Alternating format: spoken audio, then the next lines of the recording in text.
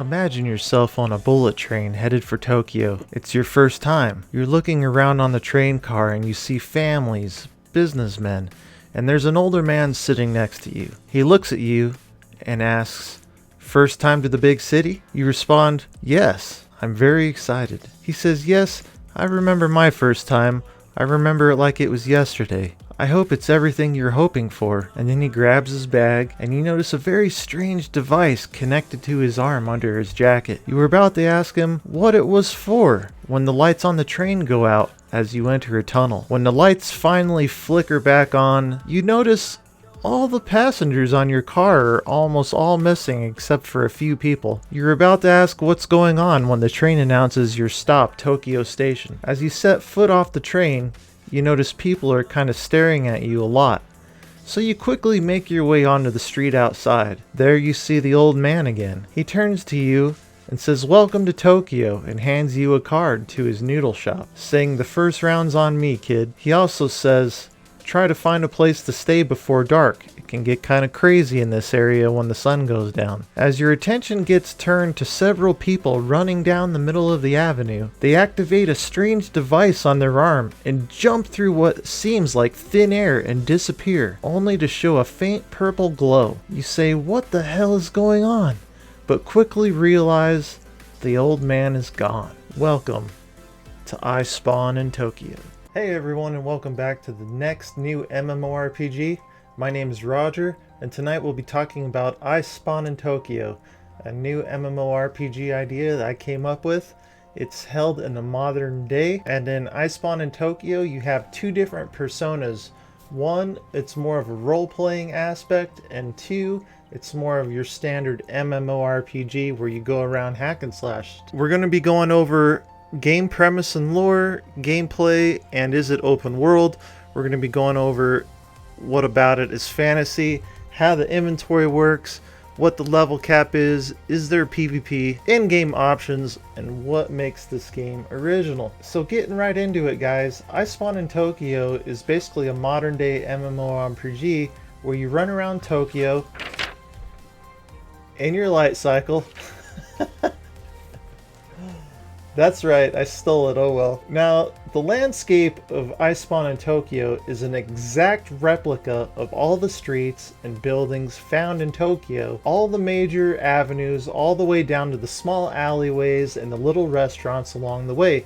Because I Spawn in Tokyo is not only a role-playing game, it's not only a hack and slash, that's right, it's also a survival game, set place in the huge metropolis of Tokyo. So instead of needing fires to keep warm and chopping down wood to build stuff, and like in most survival games, everything you need to do will be basically revolve around credits. Those credits will get you pretty much everything you need, whether it would be a warm place to stay at night, a hotel or an inn, maybe the plaza, and then later on you will be able to afford probably your own loft, and it just keeps working your way up in that manner, depending on how much time you invest into the game. Now, the game premise and lore, we're basically getting into that a little bit, number one, but on the flip side of going through day-to-day role-playing and interacting with hundreds of NPCs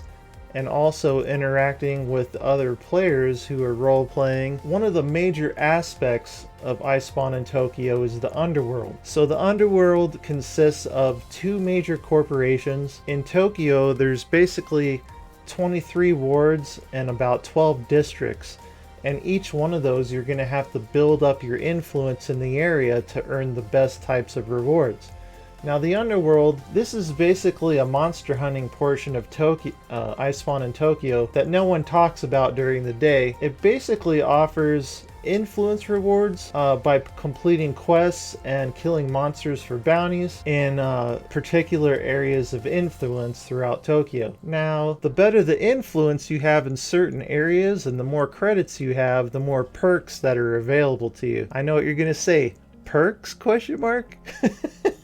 That's right. Do you need a recipe for some advanced AI, or perhaps you need some companionship? These various influence reps located in different parts of the city can get almost anything you need. So before I get into number 2 and talk about gameplay in the open world, I actually did talk about the open world a little bit. I Spawn in Tokyo is basically an exact replica of Tokyo itself. So we're talking about some major landscape here, folks, because Tokyo is just absolutely massive. Let's talk about the classes real quick.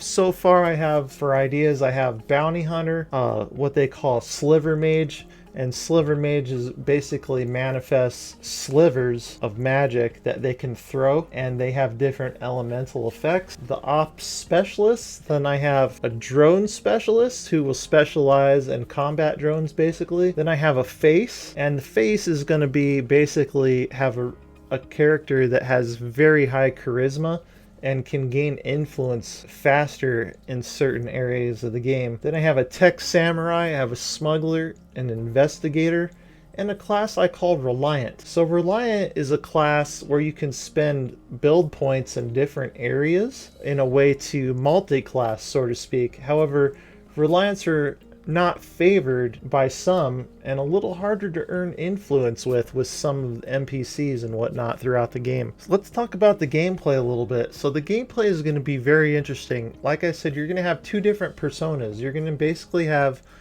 a role-playing aspect of the game where you wake up in the morning, you go down, you get yourself a cup of coffee, you interact with various people at the coffee shop, you talk to an NPC, the NPC maybe gives you a quest that he wants you to go drop off a cup of coffee to his grandmother. So you go, accept the quest, you take the cup of coffee, you walk across town, you go to deliver it to his grandma's house.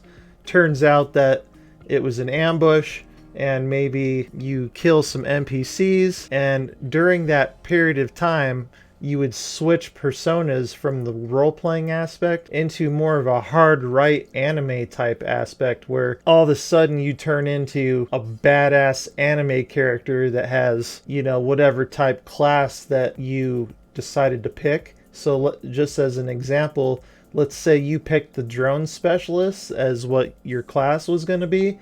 All of a sudden you would just whip out all these drones and you would go into combat with these NPCs that were trying to take you out. So that's one way that you can use your secondary persona. Another way is there's this thing in the game that you can earn called Flux from doing various different aspects of the game. Flux is a magical / technological liquid that you put into a device, and it allows you to travel through quote-unquote a portal and duke it out with these gigantic monsters who are trying to come bring themselves into the real world, big time damage to Tokyo itself. Now Flux was created by these two gigantic underworld corporations that you will have a chance to interact with from time to time in your dealings with I Spawn in Tokyo. Alright, let's go into number 3 and talk about the fantasy aspect of I Spawn in Tokyo. So the fantasy aspect of the game comes into play when you're doing combat, basically. Any type of combat, it throws you into a hard right. Now, what I mean by hard right is, for instance, say you had a slider bar and you can move it left and right, obviously. Left is like mild, and hard right is all the way up. So when I say hard right, it means full-on anime, like hack and slash, guns a-blazing, magic throwing, all up in your face, big time damage ridiculousness is what I mean by far right. So two different personas. The left side of the persona is going to be more like what I had in mind would be, I guess the best example would be like Grand Theft Auto 5, where you just walk around the world doing your role-playing stuff, interacting with people, except I would want the characters to look a little bit different. They look a little bit wonky to me in Grand Theft Auto 5. Kind of like it's borderline like I don't want to play the game because the characters look so terrible all the time. So that's just me. I'm not picking on the game because it's obviously a very popular game. So it just seems to me like some of the characters in that game are borderline like I want to throw up a little bit, but sorry. All right, let's talk about the inventory, guys. So the inventory, you're going to have obviously a small amount of things that you can carry on you. Like, it depends on when you're going to go into combat, because you're not going to be able to just carry guns and stuff around with you all the time. I mean, you'll be able to carry like one piece if it's covered up or hidden with you, but most of like your big guns or your big drones or any of your real hardcore equipment that you're going to need for fighting, you're going to have to keep on like your vehicle or whatever you decide your vehicle is going to be. There's a lot of advanced technology in this game, so like I said, you're going to have a light cycle if you want one of those. There's going to be other different forms of transportation, so you'll be able to keep your equipment and most of your inventory needs inside that vehicle, whatever it might be. Maybe you decide you want to have some sort of little AI dog companion that follows you around, and he just has a little compartment in them that opens up and you keep your stuff in there. So let's move into number 4, guys, level cap. There's not going to be a level cap on this game. I don't see a reason to need to have a level cap. I think it would just be awesome to have some people who walk around in their normal persona, but then when they decide that they're going to do combat, they're just these amazingly huge titans that you can't really tell by looking at them, but then when they go into combat with like a big monster in the hard... I'm getting into a habit of calling it the far right for some reason. We're going to call it the fighting aspect of the game. Then they're just these massive, awesome, legendary players. And you won't know that unless you go fight with them. So no level cap. We'll just let people keep on playing as much as they want, gaining those stats and just becoming as awesome as they want to get. Now PvP, guys, I've been thinking about this for a long time. For this particular game, PvP in this game is just something that's going to be so hard to introduce. I'm not really sure how to do it just yet. So until I've had a little bit more time to think about it, for right now, there's not going to be any PvP in this game. I know that's not something a lot of people are going to want to be interested in, and I do plan on putting PvP into this game at some point if it were to come into fruition. But it's just something that there's already so many aspects and dynamics to this game. Putting PvP into it at the beginning is just going to be so hard to do. So for right now, ixnay on the PvP. Alright, so what are your in-game options for I Spawn in Tokyo? I put quite a bit of thought into this as well. What I really want to have end-game for people is to basically be able to start their own corporation. I want them to be able to go into some kind of industrial section of Tokyo, maybe get their own little base set up, get their own vehicles, parking spaces, get their own little crew running. Maybe they're allowed to recruit certain NPCs who will let them, you'll be able to send the NPCs out on little jobs for you, or maybe they do certain things for you in the role-playing aspect of the game. I want people to be able to have the option to hire other players to do things for them as well. So kind of like a guild, I guess, but corporations, it would be more of like, hey, I need you to go do this for me, but here's the payout. And there will be an interface system in the game where it'll have listed all the players who are on your friends list, and next to their name there will be a credit bar, and you'll be able to just send them credits remotely.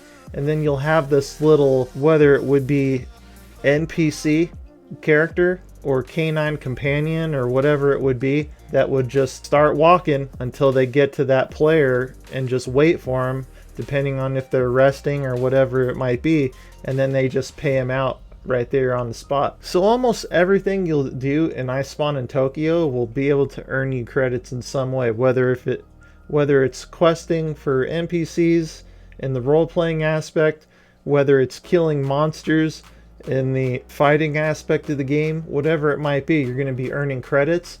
And then you'll also be able to craft equipment and certain things. So if you set up a shop for yourself, you'll be able to earn credits that way as well. And again, the fighting aspect of the game, the monsters will drop materials that you need to craft said items. So what makes I Spawn in Tokyo original, guys? I'm jumping into number 6. I've never seen a game where you have the role-playing aspect, you have the fighting aspect. I've never seen a game where you can have those two different personas at the same time, but also be able to just have an area of the game where you can almost totally relax to a point.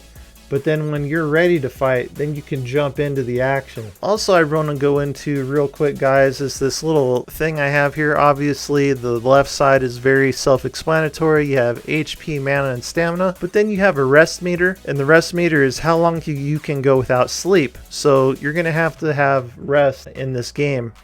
And the longer you go without sleep, you could possibly fall asleep. And if you fall asleep in the wrong place, it can have adverse effects on you. Whether it's a reduction in the influence that you currently have in that area because someone sees you like sleeping on the street, or you could possibly get robbed.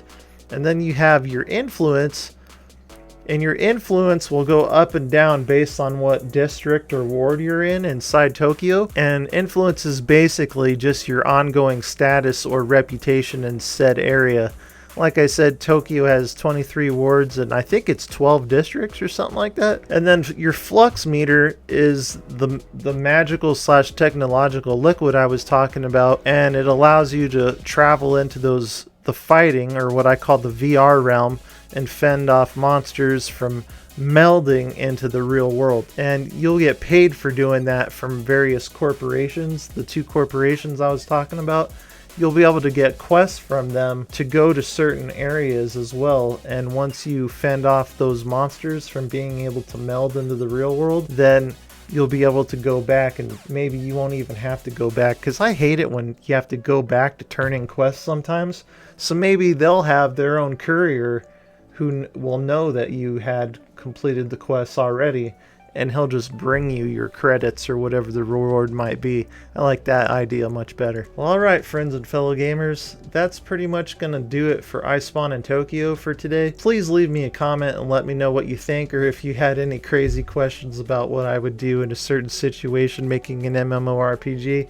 I'd love to answer those questions, I really do. Thank you so much for tuning in, and please feel free to visit the channel anytime. Don't forget to subscribe, guys, to get notified of my newest content when it comes out. Don't forget to like this video, guys. Please tell your friends about me. I'm trying to grow the channel. I also have a Patreon if you feel like you want to support my content. Thank you so much, everyone. My name's Roger, and I'll see you on my next adventure. Take care of yourself. Every sunrise is just for you. So come along.